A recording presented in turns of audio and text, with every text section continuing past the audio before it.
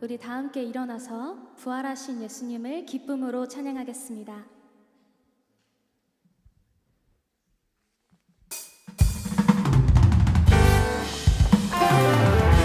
함께 박수로 찬양하겠습니다.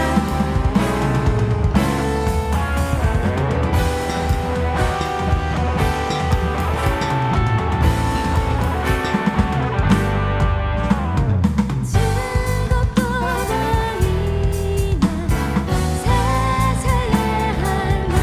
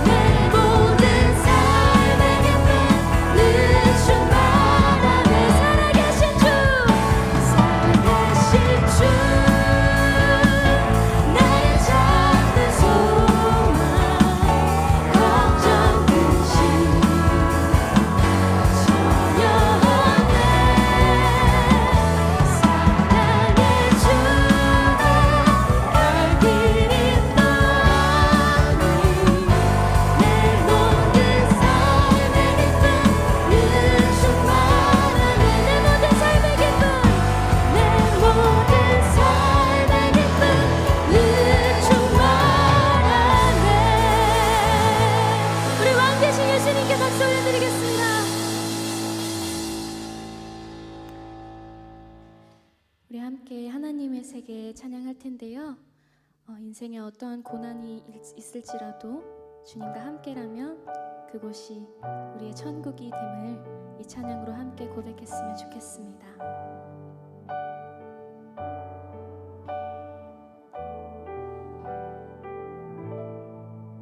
참 아름다운 곳이라 주님의 세계는 정말로 내가 나갔고 솔직할 수 있는 곳 조금이라도 내 흐라 말할 수 없는 이곳은 바로 주님의 세계라.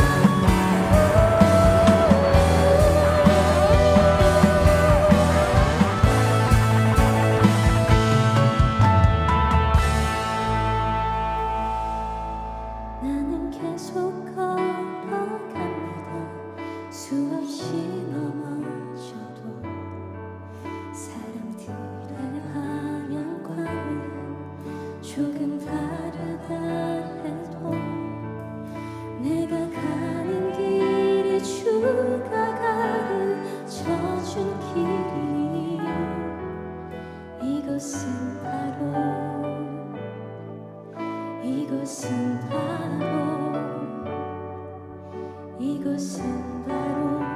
주님의 세계라. 우리 함께 예배드리기 앞서서 기도함으로 나아가겠습니다. 그 어떤 것보다 우리를 사랑하심에 죽임당한 고통을 당하시고 부활하신 그 예수님을 기억함으로 함께 기도함으로 나아갔으면 좋겠습니다. 함께 기도하겠습니다.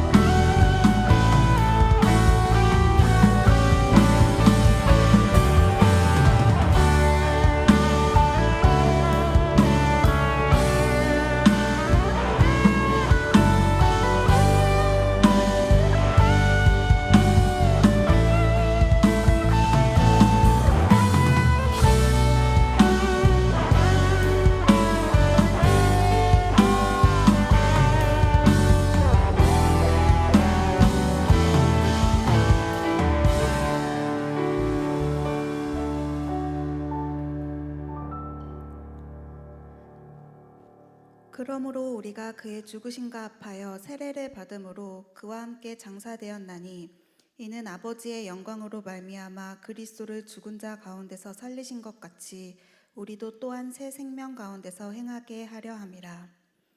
사망 권세를 이기시고 부활하신 예수 그리스도를 찬양합니다. 영원한 생명과 참된 소망으로 우리를 인도하신 주님, 십자가에서 보여주신 그 사랑과 은혜에 감격하며 오늘 이 부활주일에 주님을 예배하게 하심을 감사드립니다. 하나님, 오늘 이 예배가 부활하신 예수님을 삶의 주인으로 다시 고백하는 우리 각 사람의 고백이 되기를 간절히 소망합니다. 예수님의 부활이 과거의 사건이 아니라 이 순간에도 우리 안에서 살아 역사하는 능력임을 믿습니다. 절망을 이기신 소망의 빛으로, 죽음을 이기신 생명의 능력으로 오늘 우리의 삶을 새롭게 하시고 회복시키시길 간절히 원합니다. 그러나 주님, 이 은혜 앞에서 우리는 너무 쉽게 익숙해지고 무뎌집니다. 십자가와 부활의 의미를 머리로는 알면서도 마음과 삶으로는 진정하게 반응하지 못할 때가 많습니다. 우리의 죄로 인해 예수님께서 고난을 받으시고 십자가에서 죽으셔야 했음에도 주님의 피값으로 얻은 우리의 삶이 여전히 세상의 유혹과 정욕 가운데 머물고 있음을 용서하여 주옵소서. 우리가 이 시간 십자가와 부활을 통해 얻은 새 생명을 진심으로 받아들이고 옛사람을 벗고 날마다 새 사람으로 살아가길 원합니다. 반복되는 죄에 좌절하지 않고 주님의 은혜로 다시 일어나게 하시며 예수님처럼 낮아지고 섬기며 거룩함을 사모하는 삶으로 나아가게 하옵소서. 하나님, 이 나라와 민족을 위해 기도드립니다. 진리와 공의가 무너지는 시대 속에서 하나님의 뜻을 구하며 정의를 세우는 자들이 이 땅에 많아지게 하옵소서. 위저흥자들에게는 바른 양심과 하나님을 두려워하는 마음을 주시고 나라의 앞일을 위해 신중하고 겸손한 결정들이 이루어지게 하옵소서. 특별히 북한 땅을 위해 간절히 기도합니다. 억압과 고통 속에서도 숨어 기도하는 지하교회 성도들을 주님 기억하여 주옵소서. 그들의 믿음을 지켜주시고 고난 가운데서도 소망을 잃지 않게 하시며 하나님 나라의 회복을 향한 간절한 기도가 하늘 보좌에 상달되게 하옵소서. 우리 개포동교회 청년부 공동체를 위해 기도합니다. 우리 공동체가 말씀과 기도 위에 견고히 세워지기를 원합니다. 세상의 가치에 휩쓸리지 않고 말씀 위에 굳게 서는 믿음을 허락하여 주옵소서. 각자의 자리에서 하나님의 자녀답게 살아가게 하시고 하나님이 기뻐하시는 삶의 예배를 드릴 수 있게 하옵소서. 또한 개포동 청년부 공동체가 기쁠 때나 힘들 때나 함께 기도하고 격려해주는 믿음의 동역자로 연결되게 하시고 공동체 안에서 주님의 사랑을 나누는 기쁨을 누리게 하옵소서. 오늘 예수님의 부활과 성령 강림이라는 제목으로 사도행전 2장 32절에서 42절 말씀을 선포하실 담임 목사님께 성령의 능력을 부어주시고 듣는 우리 모두도 마음 문을 활짝 열어 말씀 앞에 겸손히 반응하게 하옵소서. 이 말씀이 이번 주 우리 삶 속에 실제로 살아 역사하시고 부활의 증인으로 살아가는 용기와 믿음을 허락해 주옵소서. 오늘 있을 성찬 예식을 통해 주님의 살과 피를 깊이 묵상하게 하시고 하나님의 십자가의 사랑을 기억하며 거룩한 두려움으로 이 떡과 잔에 참여하게 하옵소서. 그리스도의 몸된 교회로 함께 성찬에 참여하며 우리 공동체 안에 연합과 사랑도 더 깊어지길 원합니다. 예배의 모든 순서 가운데 성령님께서 운행하여 주시고 우리가 진심으로 드리는 찬양과 기도와 헌신이 주님께 향기로운 제사로 올려지게 하옵소서. 부활의 주님과 함께 새로운 생명 가운데 살아가길 결단하며 우리를 구원하신 예수 그리스도의 이름으로 기도드립니다. 아멘.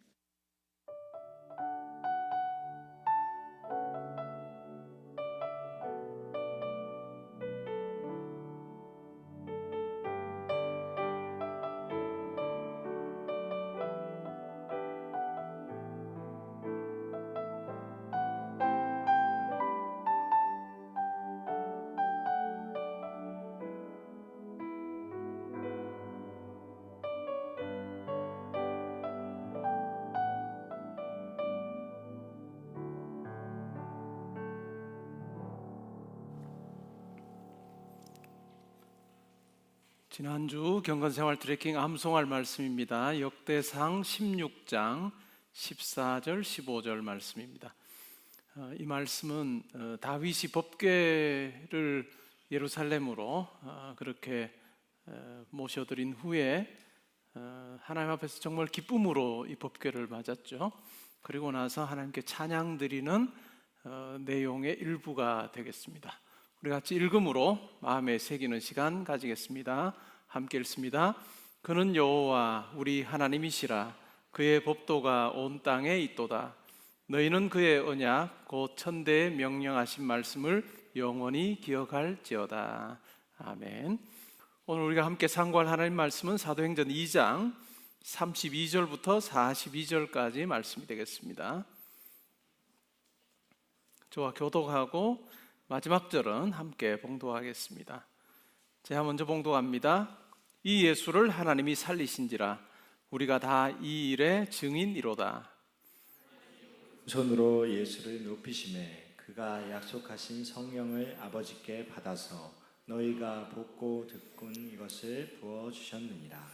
다윗은 하늘에 올라가지 못하였으나 친히 말하여 이르되 주께서 내 주에게 말씀하시기를 내가 내 원수로 내 발등상이 되게 하기까지 너는 내 우편에 앉아 있으라 하셨도다 하였으니 그런즉 이스라엘 온 집은 확실히 알지니 너희가 십자가에 못 박은 이 예수를 하나님이 주와 그리스도가 되게 하셨느니라 하니라.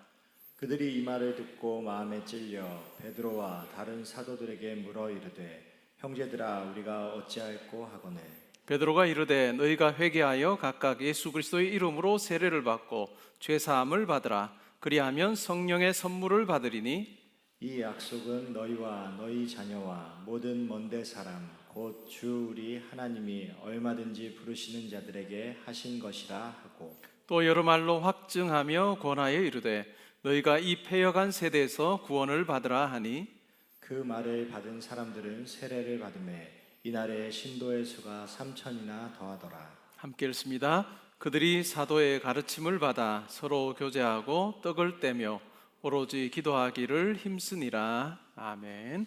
우리 말씀 듣기 전에 한 주간의 삶을 돌아보며 기도하는 시간 가지겠습니다.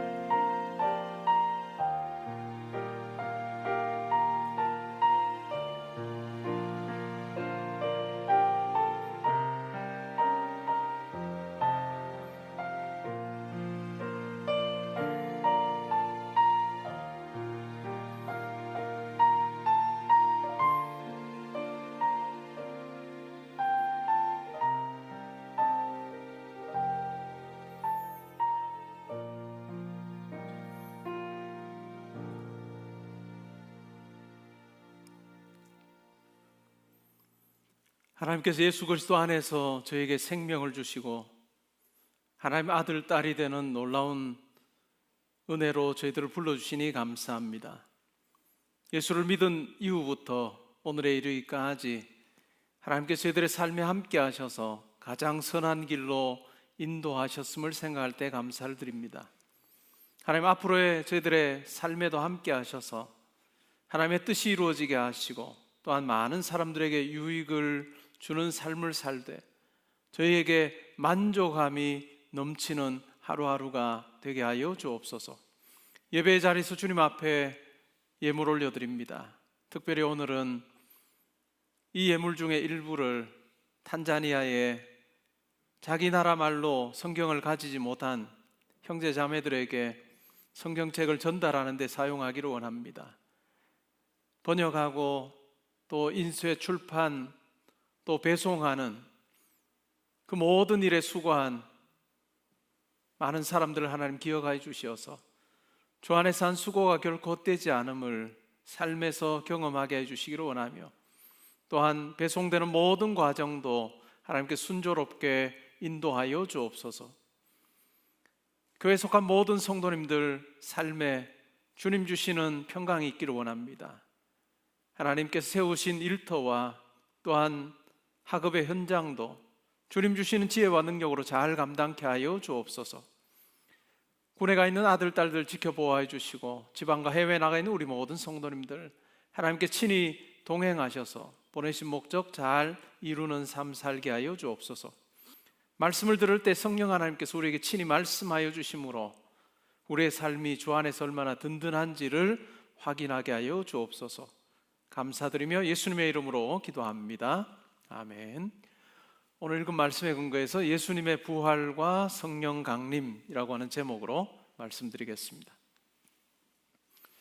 예수님께서 죽으시고 부활하셨다는 것 우리는 다 알고 있는 내용입니다. 그리고 예수님께서 부활하시고 하나님 보좌 우편에 앉으셨다라고 하는 내용도 우리가 잘 알고 있습니다.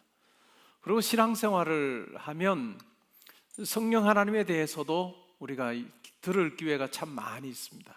성령님의 역사라든지 성령님의 함께하심, 내주하심이라든지 성령의 많은 은사들에 대한 이야기를 들어서 우리는 잘 알고 있습니다. 근데 이 둘이 어떻게 연결이 될까? 둘이라고 하는 것은 예수님께서 부활하시고 하나님 보좌 우편에 앉으신 것과 성령이 우리 가운데 역사하시는 것의 이 상관관계를 우리는 오늘 베드로의 설교를 통해서 분명하게 알 수가 있습니다.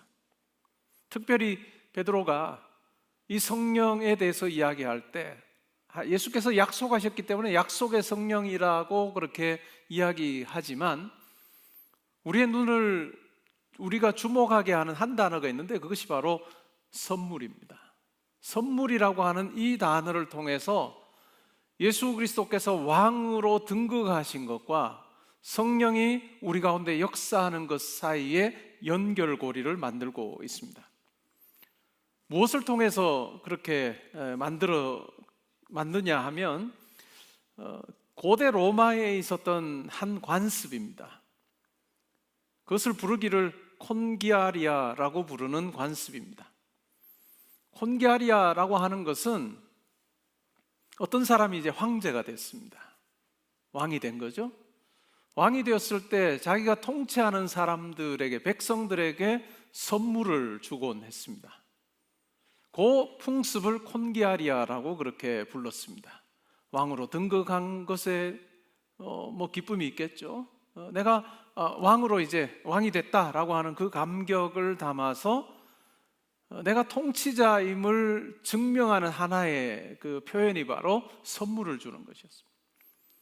이러한 고대 관습에 대해서 로마 여러 도시에 흩어져 살았던 디아스포라 유대인들, 로마의 여러 도시에 살았던 유대인이지만 흩어져 살았던 유대인들은 이 관습에 대해서 잘 알고 있었습니다. 어쩌면 그들도 살면서 이와 같은 경험을 해봤을 수도 있습니다. 이것에 익숙한 청중들에게, 이 유대인들에게 베드로가 설교하면서 예수 그리스도의 높아지심, 그리고 하나님 보좌 우편에 앉아서 영원한 왕으로 등극하심이라고 하는 것과 성령을 선물로 주시는 것을 연결시키고 있습니다. 그 말은 곧 역으로 생각을 해보면 우리 안에 성령이 계시다라고 하는 것은 예수 그리스도께서 하나님 보좌 우편의 왕으로 지금 계셔서 영원한 왕으로 통치하고 계신다라고 하는 것의 증거다라고 하는 이야기입니다. 예수님께서 이 세상에서 이제 부활하시고 나서 이 세상을 떠나시기 전에 제자들에게 뭐라고 말씀하셨을까요? 볼지어다 세상 끝날까지 너희와 항상 함께 있을 거다. 이것은 시간에 매여 사는 우리로서는 도무지 이해할 수 없는 말입니다. 어떻게 세상 끝날까지 함께 한다는 게 가능할까? 우리는 이해할 수 없습니다. 근데 영원하신 예수님께서는 가능한 이야기였습니다. 우리처럼 육신의 몸을 입고 오셔서 하나님이시면서 동시에 사람이시되 하나님이신 그 신성을 굉장히 억제하신 그런 인간으로 살 때 그 모습이 아니라 이제는 다시 하나님 아들로서 하나님 보좌 우편에 앉으셔서 만유를 영원히 통치하시는 영원한 왕이 되셨을 때 그때는 가능하다라고 하는 것을 보여주는 이야기입니다. 하나님의 영이시기도 하고 예수의 영이시기도 한 성령을 아버지께로부터 받아서 자기 백성들에게 부어주는 사건, 그것이 바로 오순절 성령 강림 사건이었습니다. 오순절 성령 강림 사건을 통해서 이것을 경험한 이 예수님의 제자들 그리고 사도들은 삶이 완전히 뒤바뀝니다. 한 40일, 50일 전만 해도 예루살렘으로 올라오면서 다투었던 사람들입니다. 누가 더 크냐? 내가 더 크다라고 하는 그 마음이 그들 속에 있었던 사람들이에요. 예수님의 죽음 앞에서는 두려워서 도망갔던 사람들입니다. 그런데 성령이 그들 가운데 임하고 나서는 놀라운 변화가 일어나요. 담대해져요. 우리가 사도행전을 봐도 얼마나 담대한지요. 너 예수 더 이상 예수에 대해서 증거하면 너 이번에는 매질로 끝냈지만 다음번은 너의 목숨이 위태로울 거다라고 하는 위협을 사내들인 공연으로 받습니다. 그럼에도 불구하고 이 사도들은 두려워하지 않습니다. 그렇게 성령을 통해서 아주 담대해진 그런 경험이 있습니다. 그것이 무엇 때문에 가능했느냐 하면 성령 안에서 왕으로 통치하신 그 그리스도의 통치가 그들의 삶 가운데 구체적으로 확인이 되고 그것을 그들은 인식을 했기 때문에 세상의 여러 위협 앞에서도 두려워하지 않았던 그러한 모습을 발견하게 됩니다.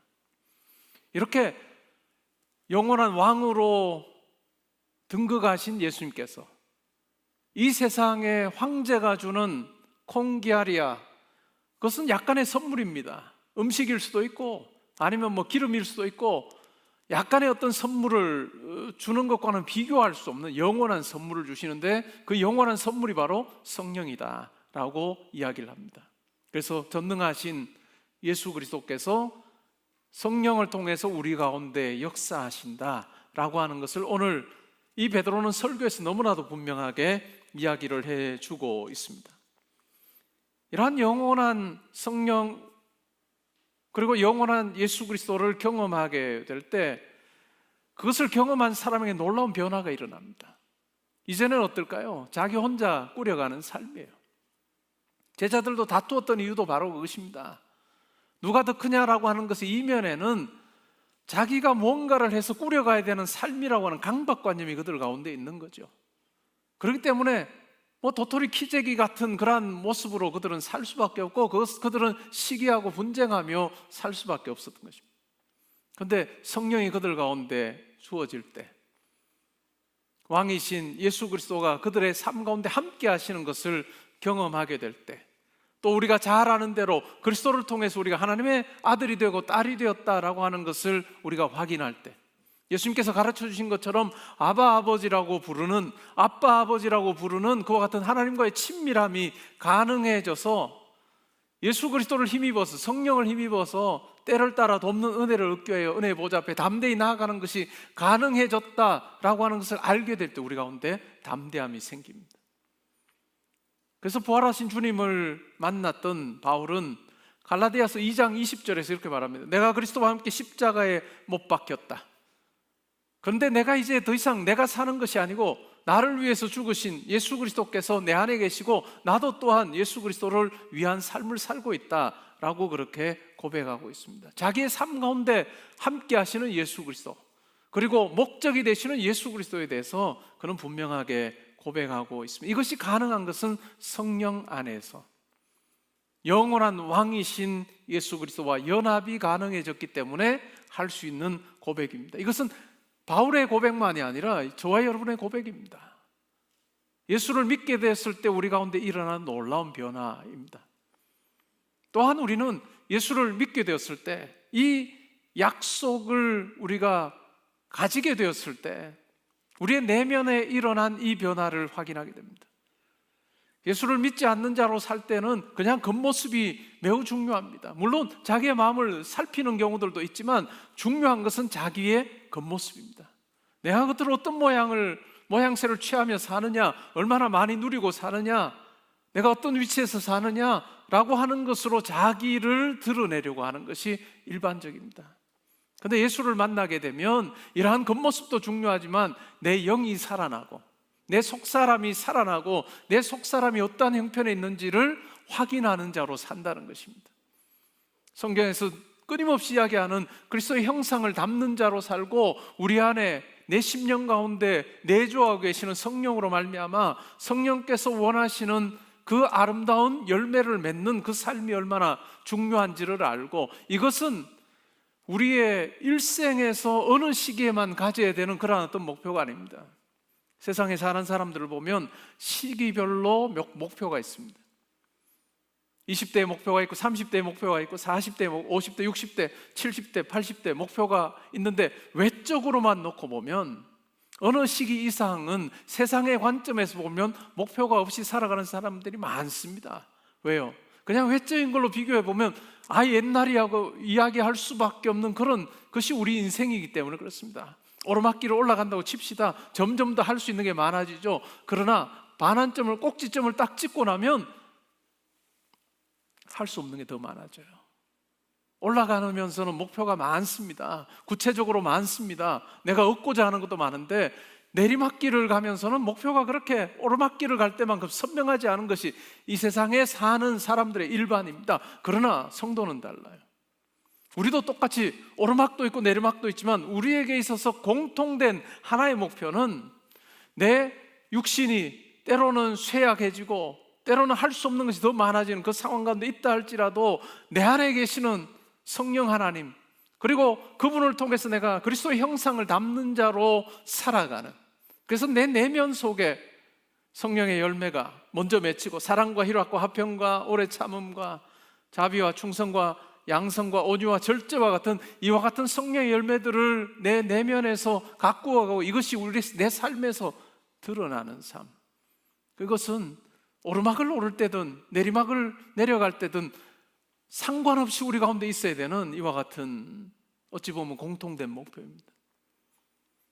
그리고 내 삶의 근원도, 내 능력의 권원 또한 달라집니다. 세상의 사람들은 그냥 자기가 가지고 있는 것, 자기가 가졌던 여러 가지 배경들, 공부했던 것, 집안 배경, 자기가 지금 일하면서 누리게 되는 그 지위, 이러한 것이 자기의 삶의 원동력이라고 생각하며 삽니다. 이거 삐끗하면 난리 나는 거죠. 그런데 우리 성도는 그렇지 않습니다. 우리 성도의 삶의 원동력은 바울이 빌립보서 4장 13절에서 이야기하는 것처럼 내게 능력 주시는 자, 그분 안에서 내가 모든 것 할 수 있다요. 이것은 불가능하도 가능하게 한다는 이 말이 아니라는 걸 우리는 빌립보서를 공부하면서 살펴봤습니다. 내게 능력 주시는 자 안에서 내가 풍족하기도 하고 내가 궁핍하기도 하지만 이것으로 인해서 내가 할 일을 못하는 것이 아니라 능력 주시는 자 예수 안에서 내게 맡기신 그 일을 자족함으로 하고 있다라고 하는 고백이 바로 이 4장 13절의 말씀입니다. 예수 믿는 자에게 일어난 놀라운 변화 중에 하나는 내가 사는 것이 아니구나, 내가 내 것 가지고 꾸려가는 삶이 아니구나 라고 하는 것을 경험하게 될 때 내 안에 역사하시는 성령 하나님, 그리고 그분을 통해서 내 가운데 내 삶에 개입하시는 영원한 왕이신 예수님을 우리가 만나게 될 때 그리고 그분이 내게 들려주시는 그 말씀, 기도의 자리에서 내게 말씀해 주시는 그 음성을 들을 때 내 삶이 어디로 가야 되는지, 무엇을 추구해야 되는지 우리는 분명하게 알 수 있고, 때로는 우리의 기도의 자리에 있을 때 주님께서 아들아, 딸아, 이것 한번 해보자 라고 우리에게 대화 걸어오시고 우리로 하여금 계획을 세우게 하시고 달려가게 하시고 하는 이 주님과 함께하는 이 경험을 하는, 내가 사는 삶이 아니라 주님이 인도하시는 삶이라는 고백을 하게 됩니다. 그리고 성령을 체험하게 되면 교회라고 하는 조직이 참 귀하게 여겨져요. 외국에서도 전혀 모르는 사람, 공항이나 이런 곳에서 이야기를 하다가 내가 예수 믿는 사람이 우연히 이야기를 하게 되면 그렇게 반가워요. 외국인이라 할지라도. 왜냐하면 예수 그리스도께서 핏값으로 사신 한 형제요 자매이기 때문에 그렇게 귀한 거예요. 마치 오랫동안 알았던 사람처럼 그렇게 편하게 대화하는 경우들도 저도 그런 경험을 해본 적이 있습니다. 뿐만 아니라 한 교회도 마찬가지죠. 교회처럼 이렇게 이상한, 세상으로 보면 이상한 모임이 있을까요? 연령도 이렇게 달라, 출신도 이렇게 달라, 그리고 학교도 다 제각각이고 회사도 제각각이고 동문관계로도 엮을 수도 없고, 공통점이 우리 성도님들을 다 하나로 할 수 있는 공통점 딱 하나밖에 없어요. 예수 그리스도 안에서 우리가 하나님을 아버지로 모시고 있고 성령 하나님께서 우리 가운데 역사하신다는 이 공통점, 이것이 세상의 관점에서 볼 때 수많은 차이들을 다 뒤덮어버리고 그것이 아무것도 아닌 것처럼 여겨지게 하는 그 모임이 바로 교회입니다. 성령이 우리 가운데 오시면 교회가 참 소중한 것으로 여겨집니다. 그리고 나와 함께 예배드리는 형제자매가 참 존귀하게 여겨지죠. 왜요? 저 형제자매를 위해서 그리스도께서 핏값을 지불하셨다. 나를 위해서도 그렇지만 내 옆에 있는 형제자매를 위해서 그리스도께서 자기의 핏값을 지불하셔서 얻으신 존재라는 생각을 하면 참으로 소중하게 여겨질 수밖에 없습니다. 그리고 교회에 주신 사명 또한 분명하게 소중한 것으로 다가오게 됩니다. 뿐만 아니라 미래에 대한 소망과 현재의 삶에 예수 그리스도의 임재를 경험하는 그 같은 삶으로 바뀝니다. 영원한 통치자이신 예수님이 지금도 나와 함께 하시고 내 인생의 마지막 호흡하는 그 순간까지도 함께 하시고 우리가 이제까지 살아왔던 것에 힘입어서 우리의 내일을, 모레를, 한 달 뒤를, 1년 뒤를 예측할 뿐이지 나의 내일이 어떠 할지를 확실히 알 수 있는 사람은 세상에 한 사람도 없습니다. 우리 또한 마찬가지입니다. 그럼에도 불구하고 우리가 미래에 대해서 불안해하거나 염려하지 않을 수 있는 것은 영원한 통치자이신 그리스도께서, 예수님께서 성령 안에서 내 삶에 함께하고 계시다라고 하는 이 사실 때문에 우리는 담대할 수 있습니다. 기도의 자리에 있을 때 우리에게 담대함을 주시고 또한 우리에게 한 걸음 한 걸음을 말씀해 주시는 그 예수 그리스도를 힘입어서 우리는 이 땅의 삶을 참으로 아름답게 잘 마무리할 뿐만 아니라 이 세상 너머의 영원한 하나님 나라, 그 나라에서는 부활하신 주님처럼 우리의 몸도 신령한 몸이 되고 영화로운 몸이 되어서 죄와는 무관한 온전히 하나님의 뜻에 순종하는 그런 모습으로 살 수 있는 영광스러운 삶이 우리에게 예비되어 있다라고 하는 그 확신이 우리 가운데 일어나는 것입니다. 그리스도인 만큼 이 세상에서 분명한 목표와 목적을 가지고 있는 사람은 없을 것입니다. 믿지 않는 분들은 일시적인 목표는 있을 것입니다. 내가 돈을 잘 모아서 집 사야 되겠다, 건물 사야 되겠다, 내가 더 노력해서 어떤 자리에 올라야 되겠다 라고 하는 그 단계까지의 목표는 있지만 그것으로 무엇을 할 건데, 그것으로 무엇을 할 건데 라고 하는 것 앞에서는 희미해지는 많은 사람들을 보게 됩니다. 그러나 우리 성도는 너무나 분명한 거예요. 하나님께서, 예수 그리스도께서, 성령님께서 내 삶에 함께 하신다는 그 분명한 사실과 함께 우리에게 어떤 목적을 가지게 하시고 목표를 가지게 하시고 달리게 하시는 것도 있고, 또한 우리에게 주어지는 어떤 자리가, 또 때로는 물질이, 그것이 내게 목적이 아니라 오히려 그것을 통해서 하나님의 이름을 존귀하게 하고 또 하나님을 드러내고 하나님 자녀로 살아가는 그 같은 도구가 되게 하신다는 분명한 생각을 가지고 우리는 삽니다.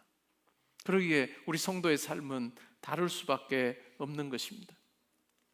오늘 베드로의 이 설교를 통해서 콘기아리아, 왕으로 등극하신 영원한 왕이신 예수 그리스도께서 일시적으로 주어지는, 우리에게 주는 작은 선물이 아니라 영원한 선물인 성령을 우리에게 허락하여 주셔서 하나님과 함께하는 삶이 가능하게 하셨다는 것을 우리는 분명히 믿으며, 내 삶이 혼자가 아니라 온 우주 만물을 통치하시는 예수 그리스도의 손 안에 내가 있다라고 하는 분명한 확신을 여러분 가지면 좋을 것 같습니다. 영국의 복음 전도자였고 또 감리교의 창시자로 알려진 존 웨슬리가 이제는 임종을 맞이하게 됐습니다. 이제 세상 떠날 시간이에요. 제자들과 친구들이 묻습니다. 존, 너의 삶에 무엇이 가장 복되었다고 생각하느냐? 라고 그렇게 묻습니다. 그러자 그는 이렇게 말합니다. The best of all is God is with us. 내게 있어서 최고의 가장 좋은 것은 하나님이 우리와 함께 계시다는 거다. 내가 그 하나님과 함께하는 삶이었고, 이 세상을 내가 떠난다 하더라도 나와 함께 하겠다고 약속하신 그 하나님께서 영원한 하나님 나라로 나를 인도하실 것이다 라고 하는 담대한 고백을 하면서 세상을 떠났습니다. 우리에게도 마찬가지일 것입니다. 여러분, 이제까지도 하나님께서 여러분들을 인도하셨고 왕으로 영원한 통치자로 계시는 예수님께서 성령 안에서 여러분과 함께 하셨고 또 앞으로도 함께 하실 것입니다. 내일을 알 수 없는 것 같은 일이죠. 제가 금요일에 설교했던 것처럼 때로는 낙심이 학습이 되는 그러한 시대를 우리가 삽니다. 많은 부분에서 실패를 경험하며 사는 삶입니다. 취업이 얼마나 어렵습니까? 그러나 우리가 그 안에서도 담대할 수 있는 것은 이와 같은 약속을 우리에게 하시고 선물을 주신 예수 그리스도가 내 삶을 붙들고 계시다라고 하는 그 사실로 인해서 우리의 삶이 든든하다라고 하는 그 고백을 하며 믿음으로 힘있게 예수 그리스도와 함께하는 삶 사는 여러분 될 수 있기를 바랍니다. 여러분의 이 땅에서의 삶이 하나님께서 받으심직한 삶이 될 수 있기를 바라고, 또한 영원한 하나님 나라에서 영생을 누리는 저와 여러분 될 수 있기를 주님의 이름으로 축복합니다. 아멘.